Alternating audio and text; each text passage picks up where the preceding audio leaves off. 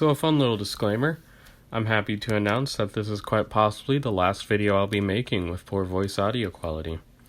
I got a new microphone and pop filter in the mail, so it's official, we're going places with this content. Alright, on to the video. Let's start this video off with a question. What would you feel if the only thing I said in this video was, GW sucks, and then nothing else? But I did re-upload, say, Arch's video or somebody else's video on why GW sucks, and I added nothing to the argument. You'd probably be pretty unhappy, wouldn't you? Really? I gave you a video. I gave you an argument. Or maybe I just gave you more Ultramarines. What more comes to mind with GW than corporate greed? Well, I'll tell you one thing. Ultramarines. Ultramarines everywhere. What?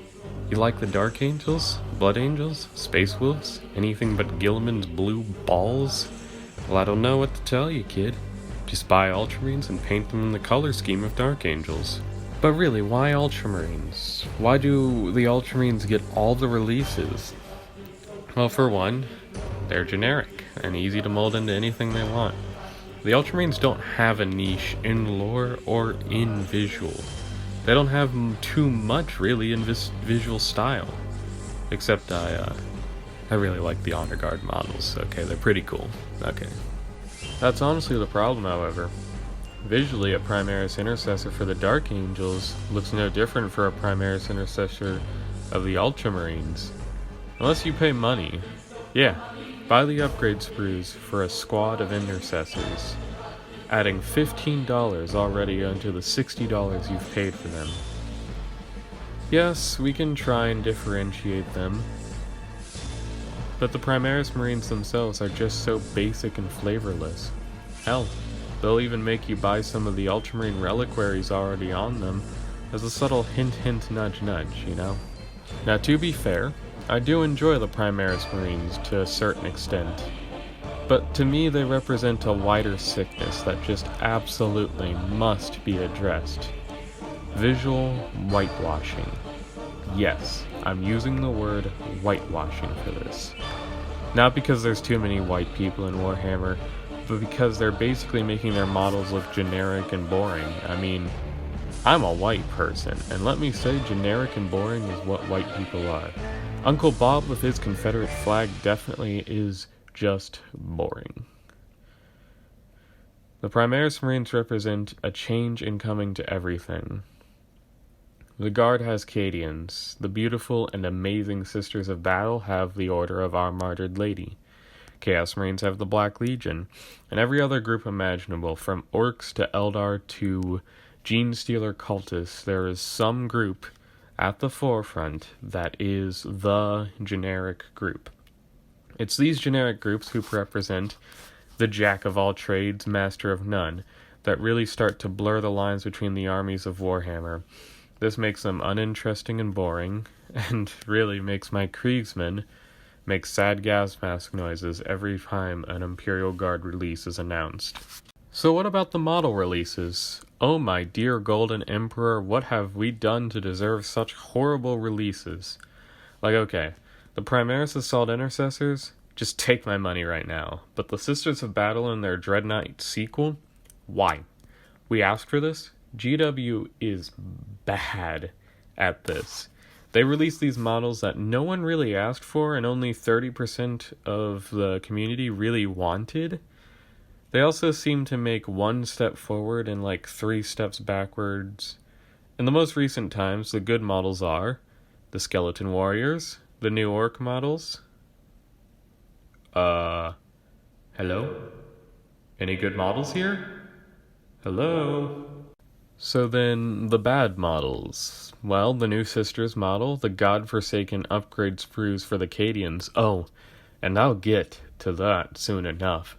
The new Sigmarine models and all of the other new releases. It just doesn't seem good. Meanwhile, to most of us, it feels like the Space Marines get a whole new model range every new edition. Look, I know it's cliche to say this stuff, but it really is a problem for anyone who isn't playing Space Marines. Yeah, it really is a problem.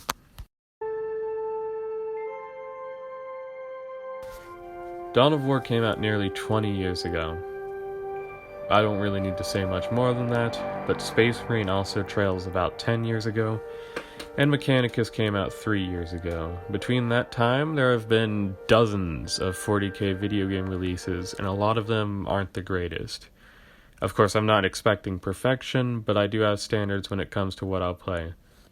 Of course, this one is more of a short complaint because, listen, it's bad in a lot of places, but by the Emperor, there are some pretty alright video games.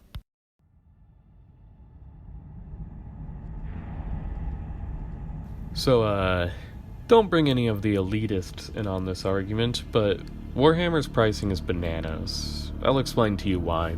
But first I'll show you some of the counterclaims to my argument on why, and I'll just quickly refute them. So there seems to be 3 schools of thought on this when it comes to justifying GW's pricing. The first one, it has been stated on Reddit and Quora, is the idea that Warhammer is actually in fact the least expensive hobby to play if you're an adult. The second school of thought is the idea that shipping and manufacturing of these models are incredibly expensive. And finally is they've got the market pinned. Cry, you nerd, for they own it and they can do with it what they please. So for the first one, Warhammer being a less expensive hobby than most of the others, well, okay. Let's take a look at my army and compare it to playing tennis.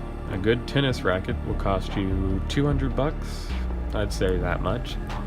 Tennis shorts, $40. A bag of 18 tennis balls on Amazon will set you back $15. And a tennis bag will set you back $80. Let's add that all together, and it becomes $335. Alright, pretty expensive. And if you need a place to practice, it might cost you a membership to the YMCA or wherever else you need to do that. Expensive, right?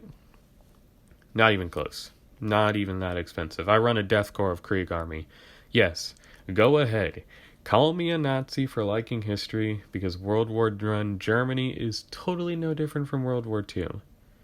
Unimportant, but I don't know where I'm going with this. Anyways, so 5 squads of Kriegsmen will set you back $375.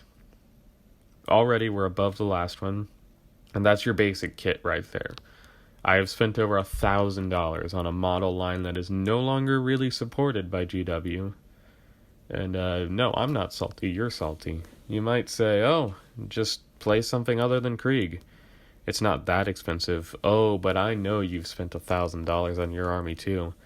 I see you there, Jordan.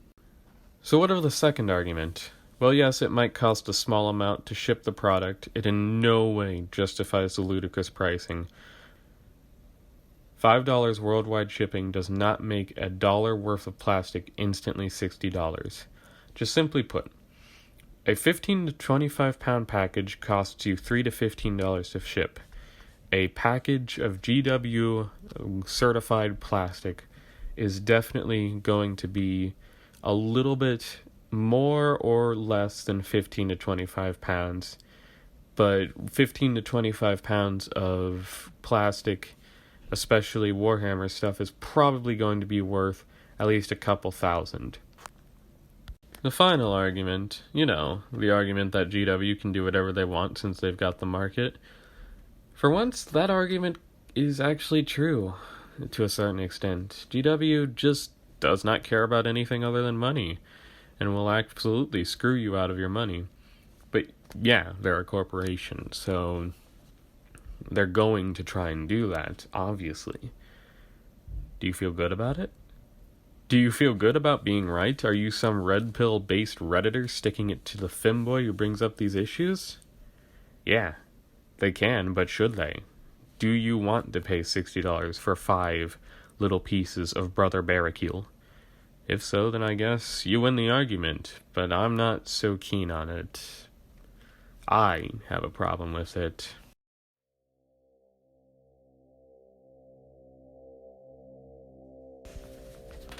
The Warhammer community is becoming seemingly more fractured as time goes on.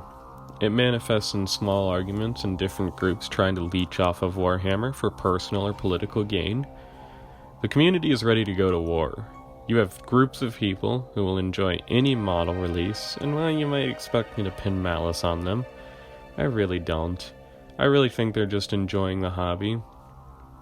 I mean, after all, the Dread Knight gets made fun of, but is it ultimately pretty cool in the end? I mean, yeah, it looks like a baby carrier, but it's pretty cool. Then you have the groups who pin anger on most releases. Yes, that would be me. From my perspective, these recent releases aren't good enough for me. We get more Space Marines and less anything else, really. That's contradictory, but you know what I mean, so calm down. Then you have the big three. Lore enjoyers, game enjoyers, painting enjoyers. Good people who play the hobby to their strengths. So then, there's one community that absolutely, positively, thinks they are part of the community, but really aren't. They call themselves Sig-Marxists. They are a Warhammer 40k group who want to bring communism into Warhammer. These guys are not part of us, because they don't really want to be part of us. They want to be something different, something, might I say, political. Arch Warhammer.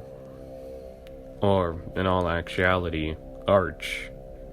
These guys hate him. In fact, a majority of Warhammer 40k community can't agree with each other on this guy. A lot of people say he's a Nazi and a homophobe, a reactionary.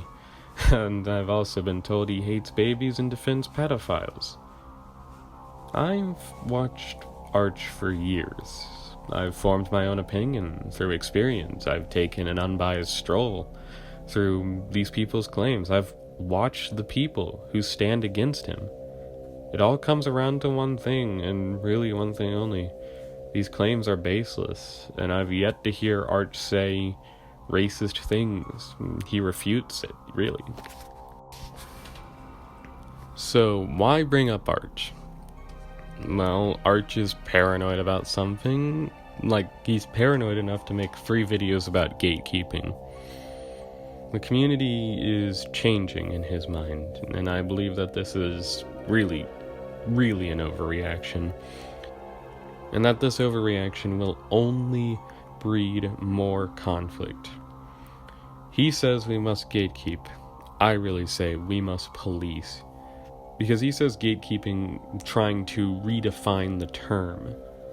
But it's only just going to be used against him. He doesn't understand that redefining gatekeeping is impossible nowadays. It's too much of a well-grounded term, and it is a thing that exists. We must police. I'm here to say all you should do is counter the term by saying, I'm not gatekeeping. Why else bring Arch into this then? Because he represents the paranoia of the community. We may see a lot of his claims come true. Arch says the community will be forced out of its own hobby. Definitely. Really, I do agree with this. They did it to Star Wars. The folly of Arch, however, is that he seems to talk as if he represents the reasonable side of 40k. But I'd say he represents a voice. A loud voice that doesn't want any of the crap that GW tries. And I join that voice in a way, but I don't want to make it seem like I'm better than anybody here, or more reasonable. Because here's the thing. Once you declare yourself to be the most reasonable, you just become unreasonable. Valrak has stated he dislikes Arch. Valrak is incredibly reasonable. I've popped into his streams and talked with him before. There's nothing about him that is unreasonable. Why bring up the community at all? Well, GW hates the community. They do. Okay? GW hates Arch for daring to hate what they do, and they hate Valrak for gaining a career off of them. They hate him because he might one day be against them. They hate Voldemort because he makes stories on par or better than what they make. And they hate me. Yes. A small, 12 subscriber YouTube channel, because I want to say something about it. Speaking of the community and the parts they do not like,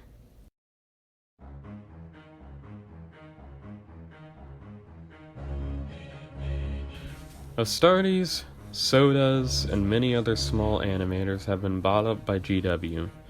This is the best, worst thing to ever happen. For one, we finally get some good Warhammer animations. From the Warhammer community to your stuff becoming canonical in the universe you love, that must just be the greatest feeling ever. There's a problem though. These animations have not come out, and it's been years. It feels like years at least. So, and there's another one. A big problem for us. GW seems to really enjoy scrubbing the videos that they buy up off the internet. They scrub you off the internet and force you to write the same stuff. Fans like me can't help but feel like we're being fooled. I mean, GW's track record is not solid. Trust me on that one. And I'm scared it's all going to end poorly, and we're going to learn of it very soon. And finally, the new guard upgrade sprue really aggravates me. I told you I'd get to this, and here I am. I wouldn't feel good without saying something about it, and it doesn't really deserve a whole video release. What we got was really below quality. Yes, I've been told the Imperial Guard player base is the whiniest part of the fan base, but of course we are. We get nothing. No, really.